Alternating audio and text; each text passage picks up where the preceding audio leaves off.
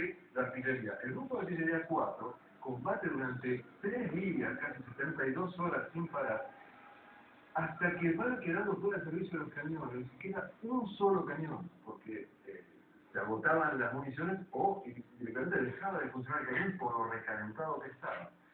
Queda una sola pieza de artillería. Y un grupo de hombres dice, no la rendimos. Una pieza necesita 6 hombres para su servicio. 22 se reúnen alrededor de la pieza y dice, acá morimos, pero no entregamos el cañón. Y para reforzar esta decisión de no entregar ese último cañón, un sargento, Dáttoli, le pega una bandera argentina al escudo, al chapón del cañón, y dice, acá nos van a tener que matar a todos, pero la bandera no la rendimos, y tampoco rendimos el cañón. Imagínate, 22 hombres, de los cuales 2 subtenientes, 5 cabos en un conflicto. Muchachos jóvenes de 18 a 22, 23 años deciden hacerle frente al inglés. Con esta lluvia de fuego que los ingleses descargaban sobre ellos, ellos contestaban manteniendo el rayo de los ingleses, a pesar de que los ingleses se iban acercando. Estaban a 1000 metros, estaban a 200, estaban a 500 y seguían tirándoles. Y se suscitaban historias de un coraje a toda prueba y además de una humanidad que vale la pena remarcar, por ejemplo, algunas escenas que a mí me parecen como escenas de películas. Por ejemplo, en determinado momento, hasta el cocinero, había quedado un cocinero, y pide tirar el cañón, pide participar de la defensa. Cuando se traba el cañón, el cocinero agarra el baquetón y empieza a tratar de sacar a golpe puro el proyectil que se había trabado. Y el jefe, el subteniente, Gavino Suárez, le dice, pero va a explotar el cañón, no lo golpees así, no importa, igual vamos a morir todos. Y de repente Gavino, que es el subteniente que estaba a cargo de esos 22 hombres, ve a un soldado de apellido Zapata que estaba haciendo café con leche en el casco de él. Imagínate la escena, ¿no? En el casco haciendo café con leche. ¿Qué estás haciendo en medio del tiroteo de ese infernal? Es más lindo morir con la panza calentita con un café de leche.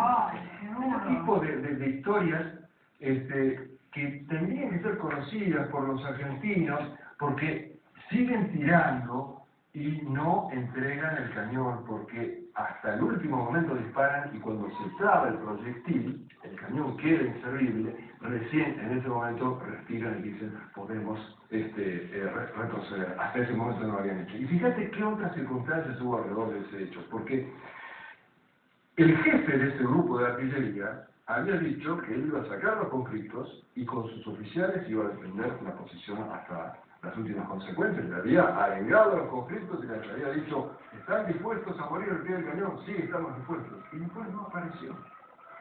Pero había proclamado, tan en voz alta que él se iba a jurar, y la artillería realmente cumplió un papel ejemplar en la defensa, que después de la guerra lo condecora. A él, que no participó, y no a estos soldados jóvenes que sí participaron. Inclusive, Gavino, el subteniente, ese joven que estaba a cargo, en una formación, va con su madre a un aniversario de Malvinas, y el jefe le dice a la madre de Gavino, señora, esta medalla que yo tengo se la debo a su hijo. Y la madre inocentemente le dice, ¿y por qué mi hijo entonces no tiene ninguna? En determinado momento, en medio del combate, lo llaman por radio a Gavino, al subteniente, un oficial superior le dice, rompe la pieza, así todos nos retiramos. Y él se hace el sordo, él no quiere romper la pieza, él quiere seguir combatiendo, quiere ser juramentado, no entregar esa pieza en inglés, y no la entregaron. En determinado, se presentan situaciones, yo diría, hasta casi de una imagen feliniana. En determinado momento, imagínate que están cansados, están hambrientos, un grupo de soldados, entre ellos Walter Rodríguez, se tiran alrededor de un cajón de municiones y sacan unas pasas de uva que habían aparecido, porque aparecía comida de lo más rara o no había comida, y de repente aparecieron esas pasas de uvas, y tendidos, así acostados como comían los romanos, bajo el cañonero infernal de los ingleses, se ponen a comer esas pasas de uva con desprecio total hacia el peligro. Y esa bandera argentina que le habían pegado al escudo del cañón, no la dejan, no la entregan. El cabo Dáttoli se la pone debajo de la ropa y la trae al continente, y está en Córdoba con las manchas de grasa y con las manchas de la turba marinera, una reliquia histórica realmente. El cabo Dáttoli, un combatiente excepcional, que cuando se da cuenta de que un soldado suyo estaba desaparecido y había quedado adelante, va corriendo a rescatarlo a pesar del fuego inglés. Esa es la historia de Malvinas que, entre tantas otras, no conoce el argentino y que merecen ser conocidas. Ahí nace una hermandad de ese grupo de 22 hombres, los de la última pieza, que perdura hasta el día de hoy. A pesar del no reconocimiento, a pesar de la ingratitud, a pesar de la presión en que cayeron muchos de ellos, siguen estando orgullosos de haber participado de esa patriada. Y entonces uno se pregunta, ¿hasta cuándo nosotros vamos a contar la misma historia del desnutrido, del despatriado, que los hubo, pero que no es toda la guerra? La guerra nos ha demostrado que hay una categoría de argentinos que la tuvimos en la guerra de la independencia, que la tuvimos en la guerra contra los amigos franceses, que son sí superiores a todos nosotros en el sentido de que ofrendaron o estaban dispuestos a ofrendar su vida a la patria. Y no se los recompensó ni se los reconoció, todo lo contrario, se los ninguneó, se los despreció. Hasta el día de hoy se puede escuchar o leer comentarios despreciativos, no hicieron nada especial, un policía también arriesga la vida. La gente ha perdido la noción de patria, de que defender la patria es lo más noble y bello que puede haber en la vida de un ser humano, y que además, si no existe ese concepto de defender la patria termina desapareciendo, termina de existir como nación. Esta historia y tantas otras, historias de amor que se pueden conocer, si alguien ahonda un poco en el tema de Malvinas, si alguien se interesa, si alguien se acerca a los veteranos.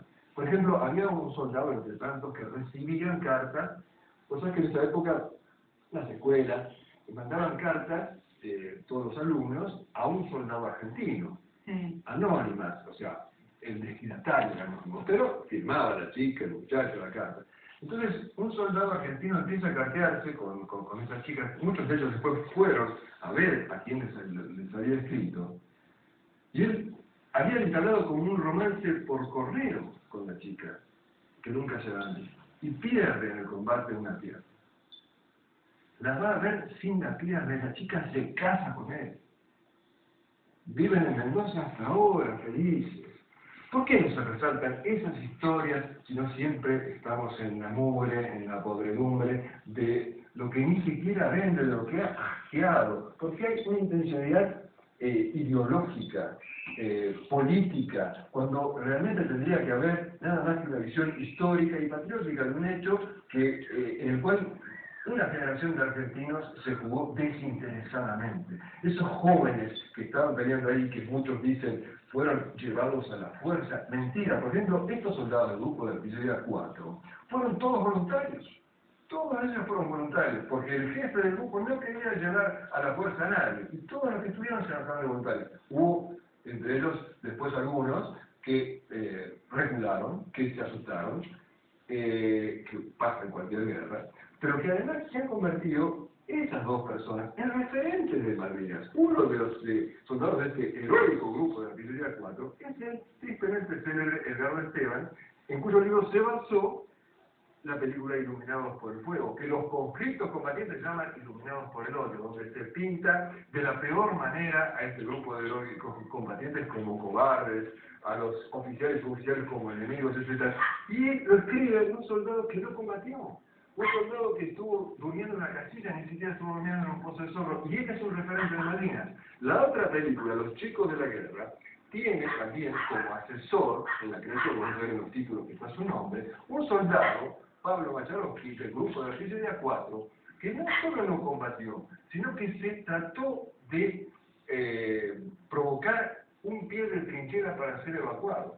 Era un hombre de este subteniente Gavino, el subteniente Gavino Suárez cuenta de que él se ponía 5 o 6 pares de medias para que la circulación fallara y los pies se le enfermaran, no podía caminar. Entonces Gavino tenía que ponerle 2 soldados para que lo llevaran de un lado a otro, perdía 2 soldados más, finalmente lo envió al continente. Ese soldado Pablo Macharovsky se salió con su vida y se fue al continente. Bueno, no lo voy a juzgar por eso, pero después sale como